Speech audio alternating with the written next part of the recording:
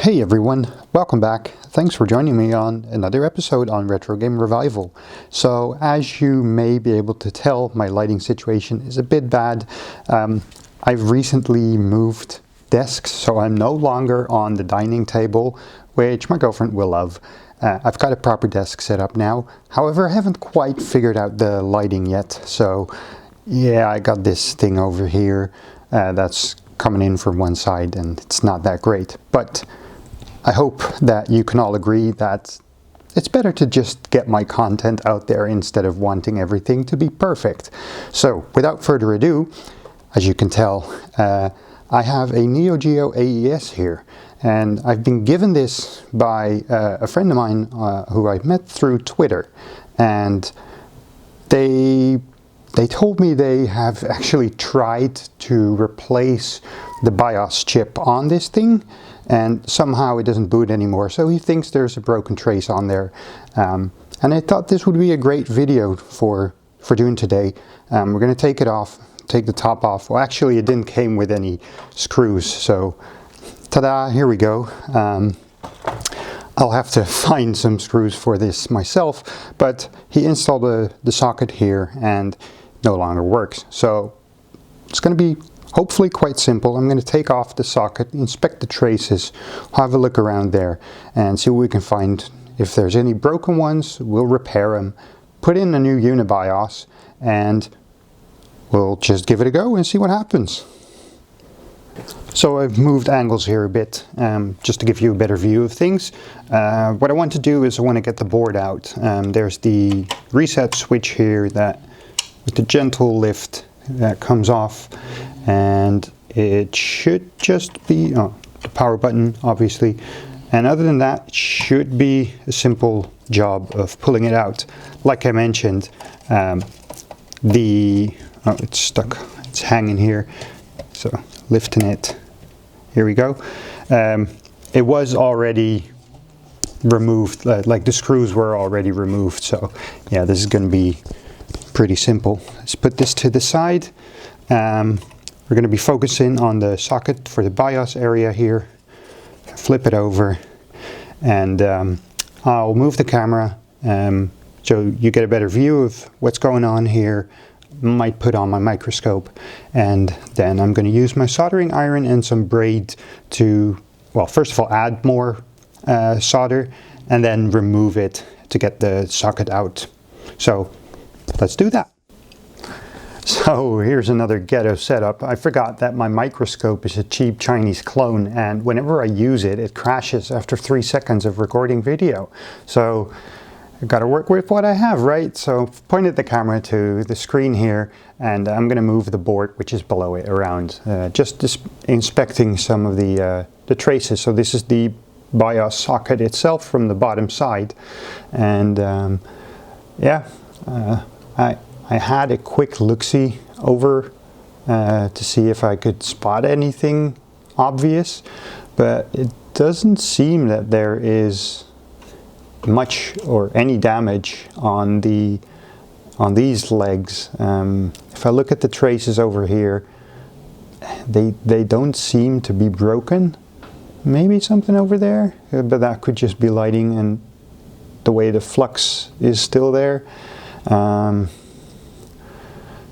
But in general, from this side, things look decent. Maybe that middle one now has a trace damage, but I want to get this off regardless so that we can check the other side of it. Let me actually flip it over to get a first look at that with the socket still on.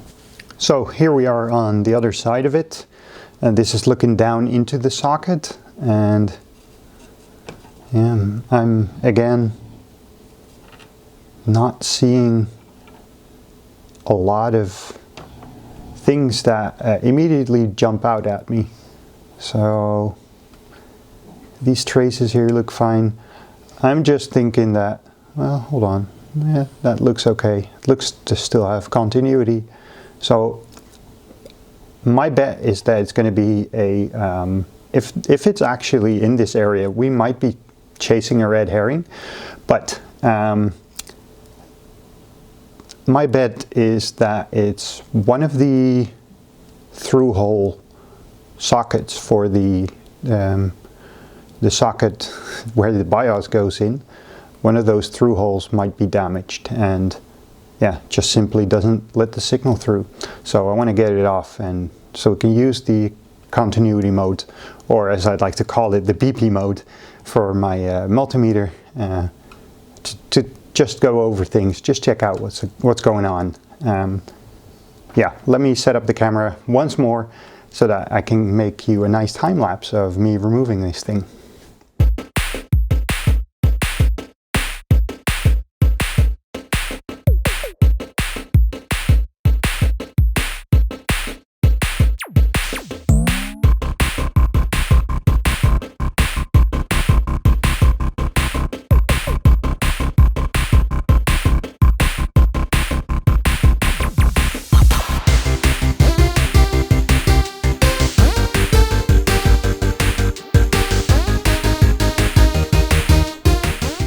Alright, so I finally managed to desolder it. I'm not gonna lie, it took a while.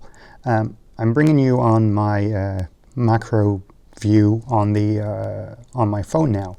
So let me go over these. And on this side, it's all looking pretty good. I'm actually, yeah, pretty pleased with this. And then on this side, I made a little boo-boo here. It's not too bad. It's still attached, so that's good. As we get over here, well, what's this?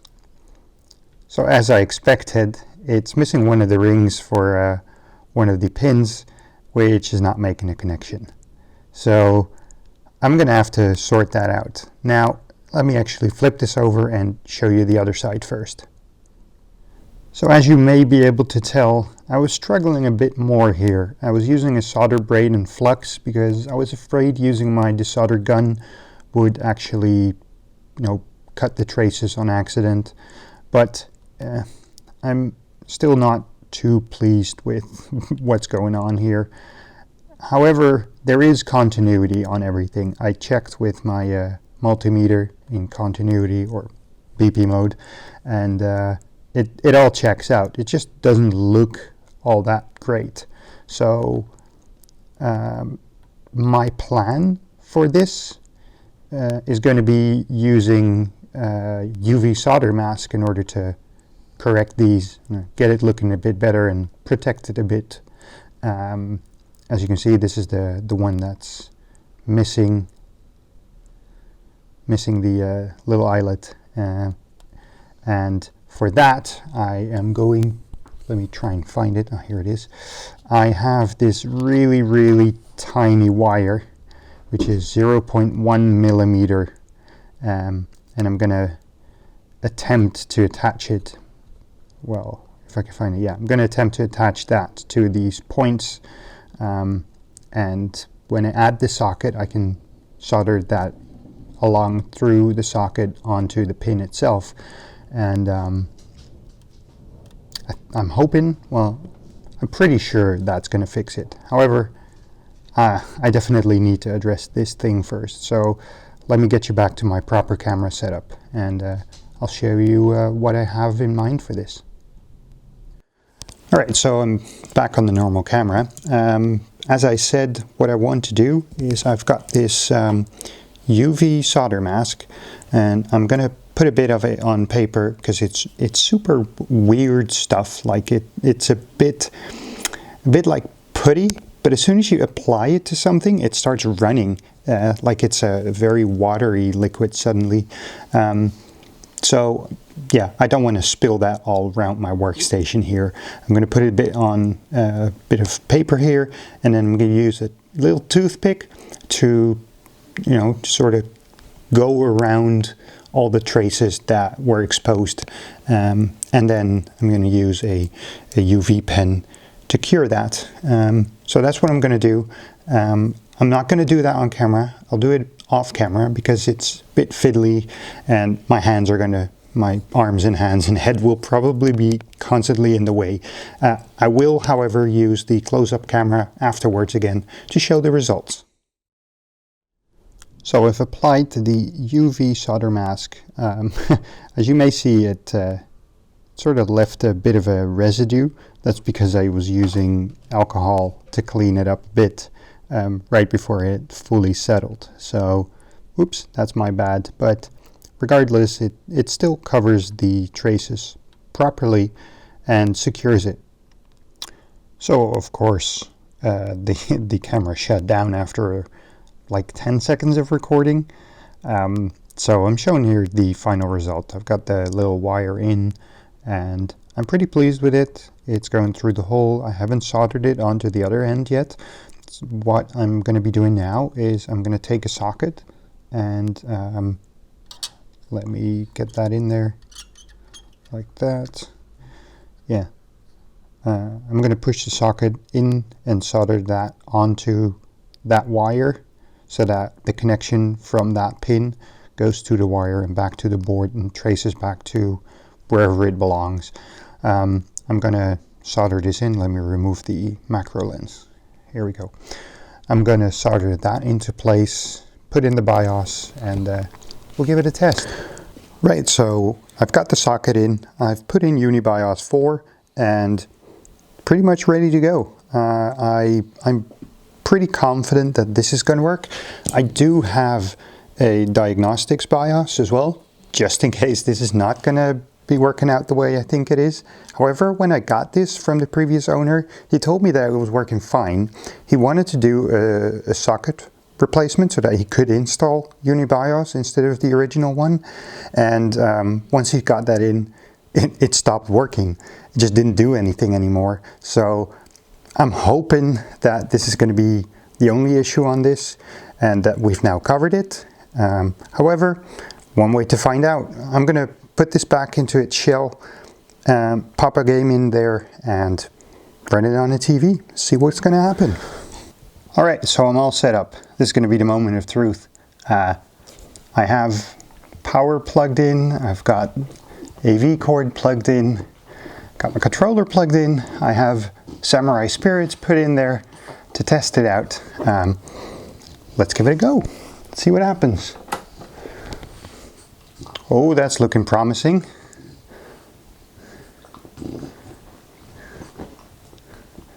There is something wrong there, it seems.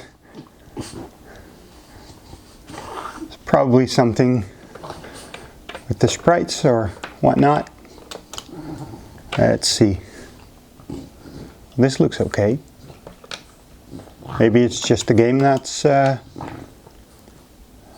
dirty contacts. Who knows? This does look okay though.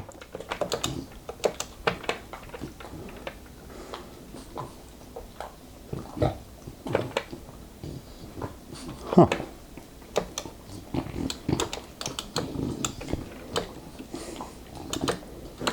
Controls fine. Yeah.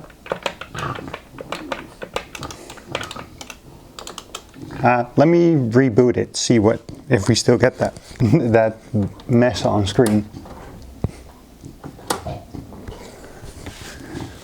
So this is, the top left side looked a bit weird.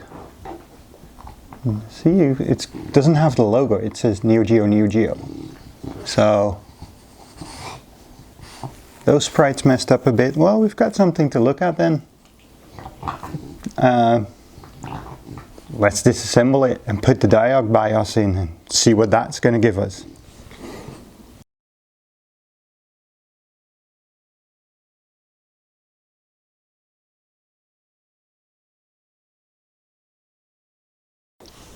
Huh. So I put in the diagnostics BIOS and it passes. Like, what? Do start select. Huh. What? I honestly have no idea. But this might give us a better test. Yes.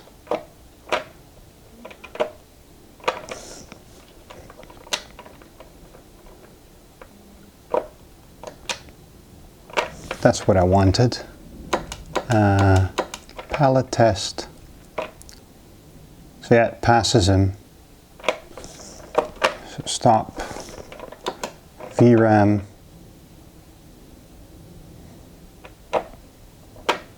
Oh, sorry. So yeah, passes them. Test loop. Passes them. The WRAM, BRAM. So it's WRAM test only because it's an AES. All passes. I'm going to have to look deeper into this. At first I thought it might be an issue with the card itself, the dirty card slot again, but I don't believe that to be true. I will put in some cleaning agent, some isopropyl alcohol, clean it out a bit, put in the original or the UniBIOS ROM and give it a try again. It's going to be a bit of a test from here on out. I will keep you updated. I have done further digging. In an unrelated issue, I had another AES that I was recording at the same time, doing a video separately to this on that, for which I needed the LSPC2, which I borrowed off of this machine, and then I found out that was the problem, which is a shame, but you know, that's how it goes. At least we've uncovered what the problem here is. However, the problem, the other problem, there's a lot of problems here. The other problem is that you can't get that chip easily. So I'm going to have to cut this video short. I'm going to call this part 1. I will be uploading part 2, which is the other AES that I have. I'll be uploading that soon, maybe a day or two after this one. That one has some other issues that I fixed as well, so it's different to this one, and I think it's interesting. I'm quite proud of the things I've done to that one, so do keep an eye out for it. If you've not already subscribed, please do, and leave a comment and a like if you will.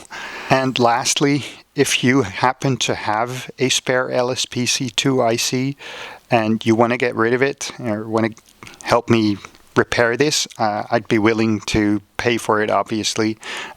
Send me a message on Twitter. It's @pointerfunction. And yeah, that would help me out tremendously. Right now I'm scouring the internet for broken MVSs, 1FZs in particular, because they do have that chip as well. But it's always going to be a gamble if it's broken or not, if you buy a broken system. And I just find it a waste to tear apart a working system in order to fix a broken one. So I'd rather not, if that makes any sense. Anyway, I hope you enjoyed this. And as I said, there will be a part 2 soon. Thanks for watching and take care.